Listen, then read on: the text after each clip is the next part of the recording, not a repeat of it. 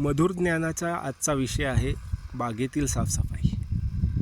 काय फायदे आहेत आणि कशा प्रकारे करावी याबद्दल आजचं मधुर ज्ञान.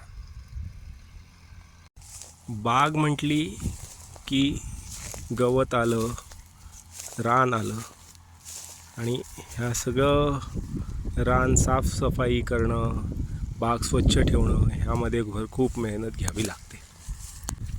आंब्याच्या झाडाच्या मुळामध्ये आम्ही जरासुद्धा गवत वाढून देत नाही.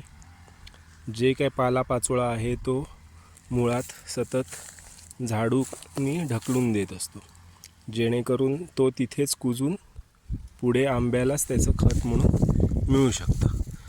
जेव्हा आपण बागेमध्ये पूर्ण साफसफाई ठेवतो त्यावेळेला बागेमध्ये कोणता रोग किंवा किडे यांचा प्रादुर्भाव होण्याचं प्रमाण कमी होतं.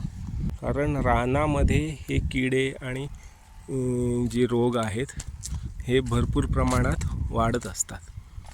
आंब्यावरती जरी आपण फवारणी केली तरी ते आपलं लाईफ सायकल या बागेतल्या इतर रानावरती वाढवत असतात.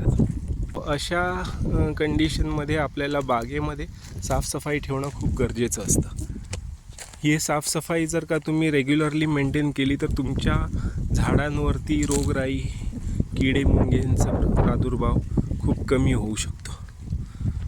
स्वच्छता ठेवल्यामुळे तुम्हाला बागेतनं चांगलं उत्पन्नसुद्धा मिळेल आणि ह्या सर्व रोगांवरती आणि किड्यांवरती नियंत्रण ठेवणंही तुम्हाला सोपं जाईल. खर्च कमी होतो. तुमच्या खर्चामध्ये जवळजवळ 50% बचत होऊ शकते. आजचा स्वच्छतेचा मंत्र तुम्हाला कसा वाटला हे नक्की सांगा आणि चॅनलला सबस्क्राईब करा.